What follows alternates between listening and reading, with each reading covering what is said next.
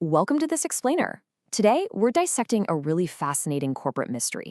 We're looking at a project that died, not by accident, and definitely not by incompetence, but by careful, calculated design.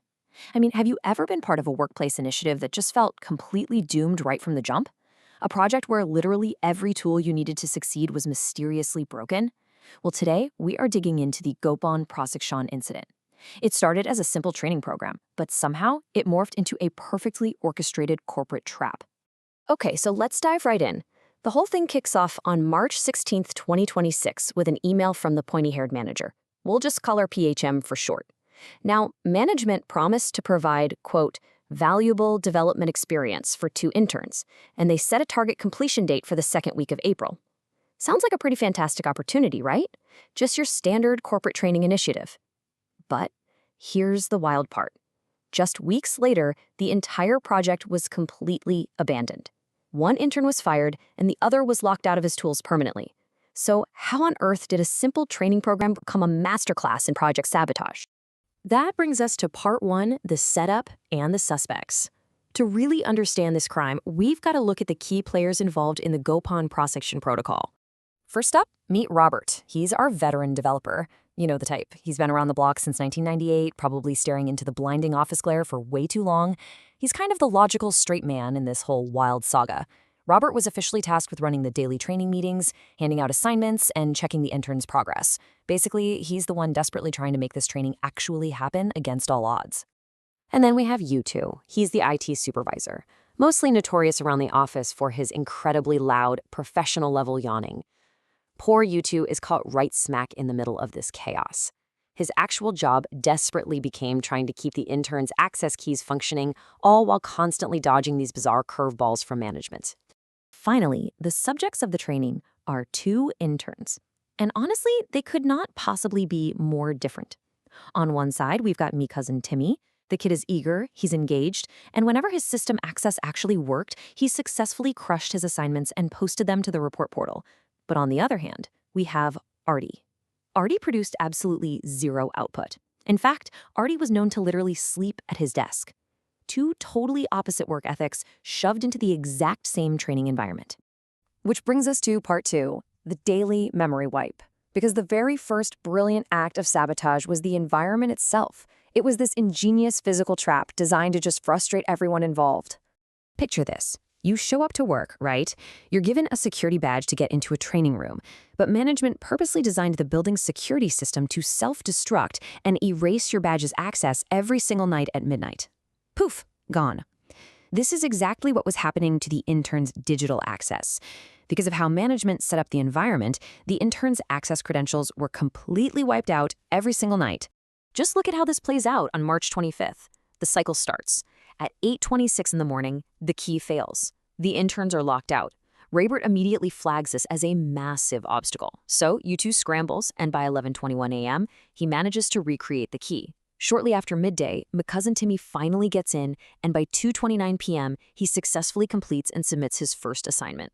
It is a super stressful, horribly inefficient day, but the team proved they could actually overcome the hurdle, as long as U2 just fixed the key every morning. But of course, management couldn't just let them have a routine fix. That brings us to part 3, the broken replacement key. Literally, the very next morning, March 26th, the pointy-haired manager swoops in, knowing full well that Rahbert didn't have the IT authority to create access keys himself. She inexplicably orders the team to completely abandon the account U2 was maintaining. Instead, she demands they use this older, existing replacement key. You can just feel the exhaustion during this phase. The absolute evil genius of management's move here was that this replacement key also self-destructed daily. So from March 26th to March 30th, the team is trapped in this endless Groundhog's Day loop. Every morning, the key breaks. Every midday, U2 has to manually fix it. Every afternoon, the good intern, MiCousinTimmy, rushes to submit assignments 2, 3, and 4 before the day ends. Arty, meanwhile, he just sleeps through the downtime. And to add just an incredible amount of psychological pressure to this exhausting loop, management completely plays dumb about the self-destructing system that they themselves designed. On March 30th, PHM sends this message to U2. Did you change the password? If so, please revert. She's telling them to change it back. She's feigning total ignorance about the daily wipe. She knows exactly why the key is breaking. She runs a similar setup on another project. But by constantly questioning the team, she shifts the blame downward, making it look like U2 and Rahbert are the ones messing up. By early April, this exhausting daily cycle is really taking its toll. Everybody is drained. Which perfectly sets the stage for part 4, pulling the plug.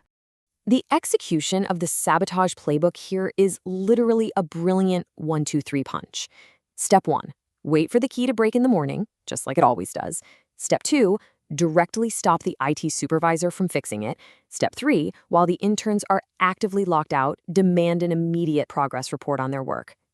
And guys, here is the smoking gun.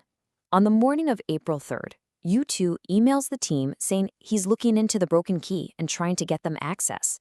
Just 3 minutes later, at 10:43 a.m., PHM sends this reply directly stopping him. "Let me handle it. I checked that it worked yesterday. Please work on the Ollie project." Boom. She explicitly orders him to step away, promising that she'll fix the access issue herself. So, did she handle it?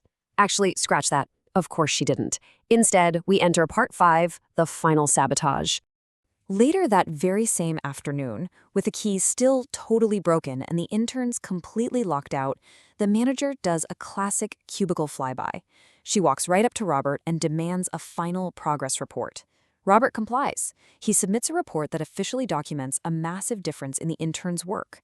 It proves on paper that MiCousinTimmy had been working incredibly hard whenever he had access, while Arty had produced absolutely nothing. The aftermath here is swift and brutal. Within 20 minutes, PHM forwarded that final report straight to Human Resources. She used the documented lack of progress to let the sleeping intern Arty go. And honestly, the most telling part of all of this? She abandoned the training program entirely. Management never asked Rahbert for another update. There was zero official notification that Arty was even gone. And MiCousinTimmy, the good intern who actually wanted to learn, his access key was left permanently broken forever. So that leaves us with a pretty massive, provocative question. If management intentionally broke the tools needed to succeed, actively blocked the IT supervisor from fixing them, and then perfectly timed a progress report while the system was down, was the goal ever to actually train the interns at all? Or was the Gopon Prasikshan Protocol just an orchestrated, perfect corporate crime designed to create the ultimate excuse to fire someone? It really makes you rethink what's actually going on behind the scenes during your next office training program, doesn't it? Thanks so much for joining me on this explainer, and definitely keep your eyes open out there.